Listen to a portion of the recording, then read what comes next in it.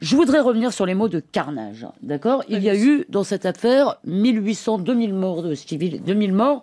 Les Israéliens disent moitié-moitié, civils et combattants. Je ne crois pas, compte tenu de ce qui se passe dans le monde et des mots qu'on emploie, qu'on ait le droit de parler de carnage. Si, la deuxième chose... Attends, si. je t'ai laissé parler, je vais jusqu'au bout. Un carnage, c'est un carnage. Un carnage, ça veut dire un bain de sang.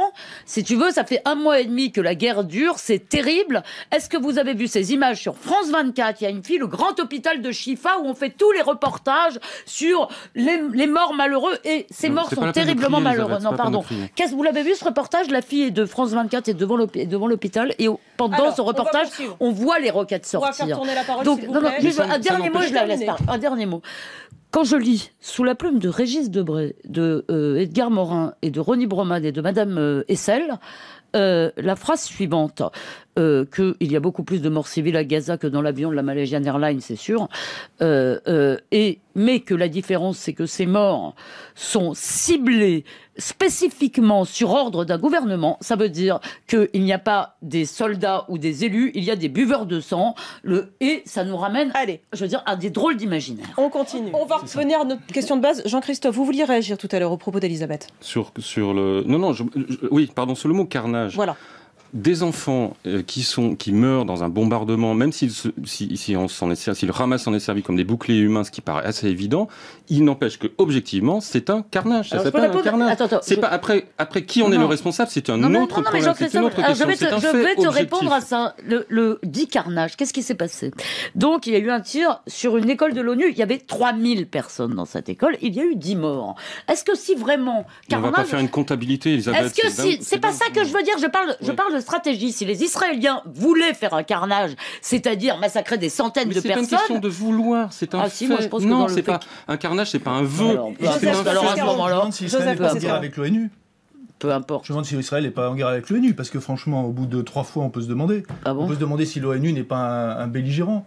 Je sais pas, à ce point. Ah bon? Je veux dire, à ce point, bah oui, quand par 3 fois, des sites de l'ONU sont non, mais touchés. C'est incroyable bah oui, quand par 3 fois ils sont touchés, bah l'ONU elle-même a reconnu. L'ONU elle-même a. Je me demande si l'ONU, j'ai pas terminé Elisabeth Lévy, je me demande si l'ONU elle-même n'est pas un État belligérant. T'as pas terminé de dire 40 fois la même chose? C'est tout.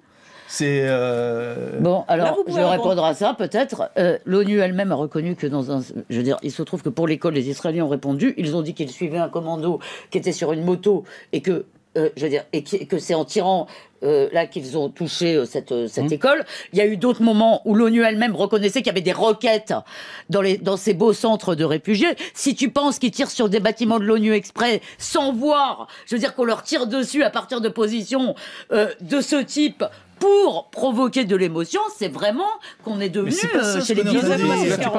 On est en train de revenir sur exactement ce que disait Jean-Christophe Buisson, c'est-à-dire que c'est les faits qui comptent, c'est tout. Je veux dire que bien sûr qu'il peut y avoir des bouquets humains, bien sûr qu'il peut y avoir des roquettes dissimulées, mais à partir du moment où on se dit tant pis si des enfants figurent parmi les victimes collatérales, moi ça me pose un problème tout simplement humain, c'est tout. On n'est pas à la loi du talion. Il ne s'agit pas de la loi du un mot de réponse, on va en terminer là. Il s'agit que quand des gens te bombardent, tu ripostes, point barre. Mais tu peux considérer que... Il y a quelque chose, Elisabeth, qui s'appelle des crimes de guerre, c'est tout. Et ça, en l'occurrence, il s'agit de crimes de guerre. Ça suffit. Mais en plus, ça suffit. On dirait qu'ils ont déjà fait la guerre, ceux-là. Non mais c'est incroyable. C'est-à-dire, les types se réveillent le matin et tirent sur des bâtiments de l'ONU. Elisabeth, je me suis déjà fait tirer dessus. Moi, j'ai couvert la guerre. J'ai déjà couvert des conflits. La guerre civile en Albanie, je me suis fait tirer dessus. Je sais ce que c'est, pardon, et encore une fois, c'est un fait. Quand il y a des enfants qui sont des victimes collatérales, et pardon, mais tu disais pas ça en 1999, t'étais la première à Belgrade à aller voir des sites où les Américains avaient bombardé par erreur des hôpitaux où des enfants mouraient, et tu étais la première à t'en offusquer, heureusement. Et heureusement que... Mais on a toujours dit que c'était par erreur. Bien sûr, il n'empêche que ça nous empêchait pas de dire que c'était un carnage. Quand Joseph nous dit, on se demande s'ils se battent pas contre l'ONU, ça veut dire quoi? Non. Je voudrais juste quand c'était le cas à Belgrade, à juste titre, tu considérais que c'était des carnages, et tu avais raison, parce que c'est des faits, c'était des carnages. Allez, demi-mot et on continue. C'est pas le mot carnage d'ailleurs qui me gêne, c'est le mot massacre, en l'occurrence. Donc je voudrais juste dire une chose, c'est que c'est très compliqué de faire une guerre, et je suis sûr que les Israéliens ont commis des tas d'horreurs.